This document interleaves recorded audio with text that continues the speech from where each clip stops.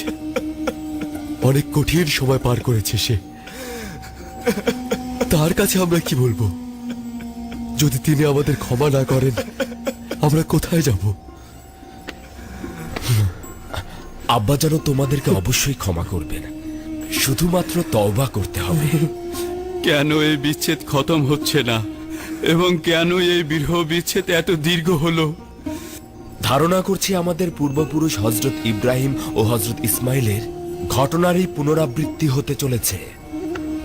অনুমান করছি আব্বাজান হয়তো সবে মাত্র তার ইসমাইলদের কোরবানি করেছেন।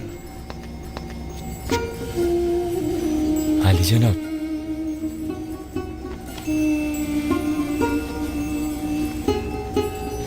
কে এই জুব্বাটি আব্বাজানের নিকট নিয়ে যাবে? আমি। যদি আব্বাজানের দৃষ্টিশক্তি আবার ফিরিয়ে দিতে পারো, তাহলে তোমাদের ভুল থেকে অনেকটাই নাজাত পাবে। তেমন হলে তো ভালোই হতো, কিন্তু তা কি কোনোদিন সম্ভব? খোদা তাআলার ইচ্ছায় অনেক অসম্ভব সম্ভব হয়ে যায়। ওঠো। এই সে জুব্বা যেটি আমাদের পূর্বপুরুষ হযরত ইব্রাহিম থেকে আমাদের দাদাজান হযরত ইসহাক পেয়েছিলেন। লাবি, এই জুব্বাটি দ্রুত আব্বাজানের নিকট নিয়ে যাও। জুব্বাটি আব্বাজানের চোখের উপর পরশ বোলাবে। খোদা তাআলার ইচ্ছায় আব্বাজান দেখতে পাবে। আব্বাজানকে গিয়ে বলবে সকল বনি ইসরায়েল ও তাদের আত্মীয় স্বজনদেরকে একত্রিত করতে এবং খাদেম ও পশুর পাল নিয়ে মিশরের দিকে রওনা হতে। আমি মিশরের মহামান্য বাদশাহ অখুনাতুনের সঙ্গে এ নিয়ে কথা বলেছি। তোমাদেরকে মেনফিস শহরের কাছাকাছি কুশেন এলাকায় বসবাস করতে দেবার সিদ্ধান্ত গ্রহণ করেছি।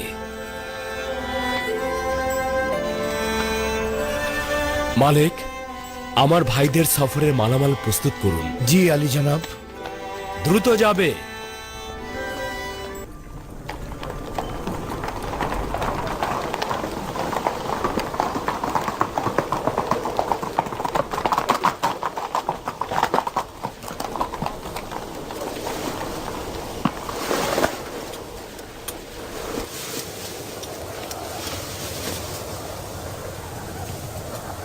এই জুব্বাটি আমার আব্বাজানের চোখ ভালো করে দেবে। দ্রুত রওনা হও, খুব তাড়াতাড়ি এটা ইয়াকুব নবীর কাছে পৌঁছাতে হবে।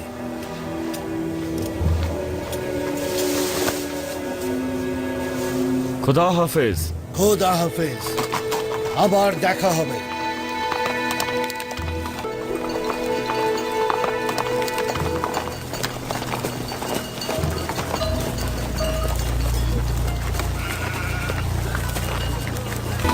হে প্রিয় বাছাধনেরা, দুনিয়া শুধুমাত্র কেনান নয়, অসংখ্য শহর রয়েছে। দুনিয়ার বিভিন্ন প্রান্তে অগণিত বাদশার হুকুমত রয়েছে। কিন্তু এমন একদিন আসবে যেদিন সারা জাহানে একজনের শাসন ও হুকুমত কায়েম হবে।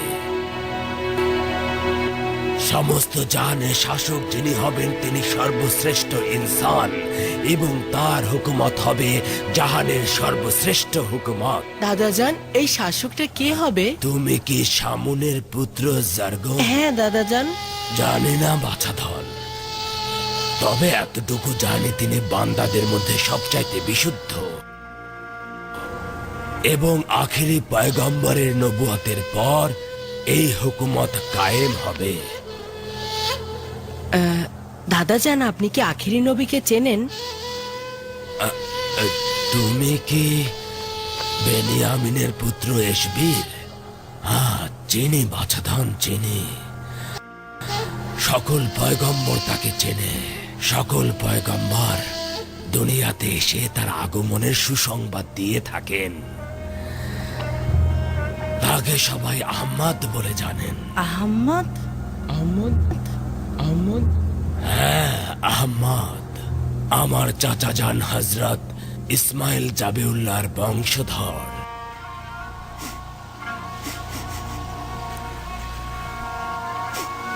কি সুঘ্রাণ! এই সুঘ্রাণ কি আহমদ নাম মুখে আনার কারণে?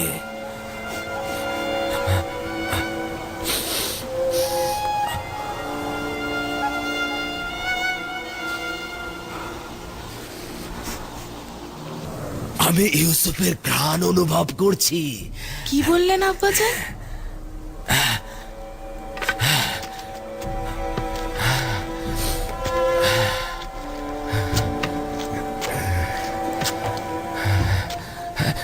যদি আমাকে পাগল মনে না করো তাহলে আমি বলছি আমি ইউসুফের ঘ্রাণ পাচ্ছি। বন্ধ করুন আব্বাজান, ইউসুফ কোথা থেকে আসবে? আপনি ভুল করছেন, আমরা তো কোনো ঘ্রাণই পাচ্ছি না। 30 বছরেরও অধিক সময় হলো ইউসুফ মারা গেছেন, এখনো তার ঘ্রাণ পাচ্ছেন। ইউসুফ মারা যায়নি, আমার ইউসুফ মারা যায়নি। আমি কখনো ইউসুফকে মৃত কল্পনা করিনি। আমার ইউসুফ জীবিত রয়েছে। আজকের দিনটি মনে রেখো, আমি আমার ইউসুফের ঘ্রাণ পাচ্ছি। শুনতে পেয়েছো? আমি ঘ্রাণ পাচ্ছি। আমরা আমাদের স্বামী সন্তান ও দুর্ভিক্ষ নিয়ে দুশ্চিন্তায় আছি, আর উনি আছেন ওনার ইউসুফকে নিয়ে।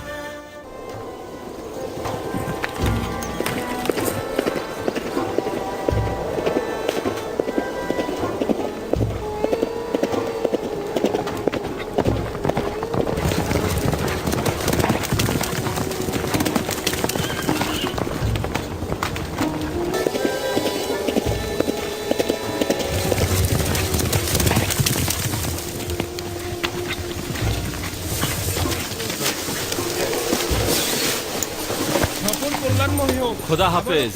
খোদা হাফেজ। আমাদের জন্য দোয়া করবে। আবার দেখা হবে। সবাই ভালো পরের বার থাকবেন। আবার দেখা হবে। আশা করি এর পরের বার ইয়াকুব নবীকে সঙ্গে নিয়ে আসবে। নিজের দিকে খেয়াল রেখো। সাবধানে যাবে। খোদা হাফেজ। খোদা হাফেজ। খুব তাড়াতাড়ি আবার ফিরে আসবে।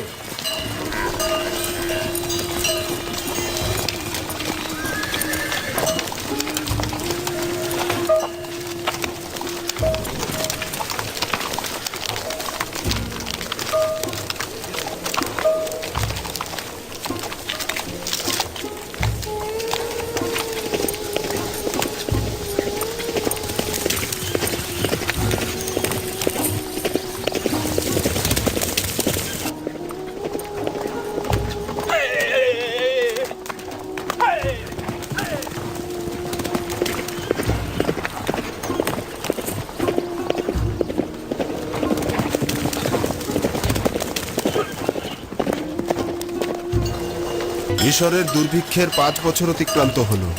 যদি বৃষ্টি না হয় তাহলে মিশর ধ্বংস হয়ে যাবে। নীল নদ একেবারে শুকিয়ে গিয়েছে।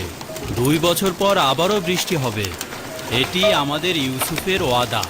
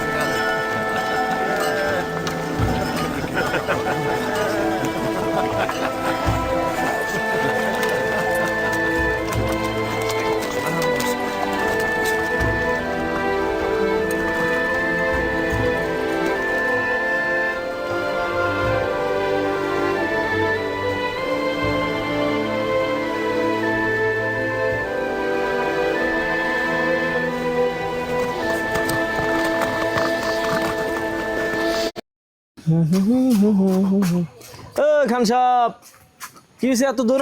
সময় নাই, আমার কাফেলার 30টা।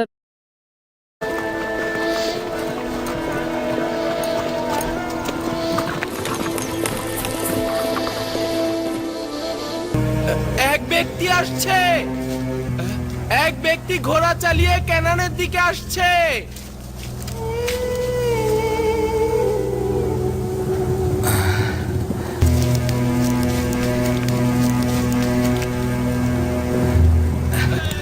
অনেক দ্রুত ঘোড়া চালিয়ে এইদিকে আসছেন।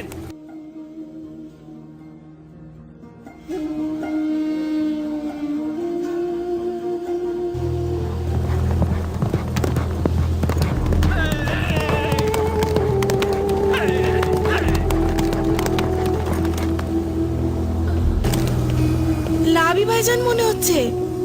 লাভি, লাভি ফিরে এসেছে।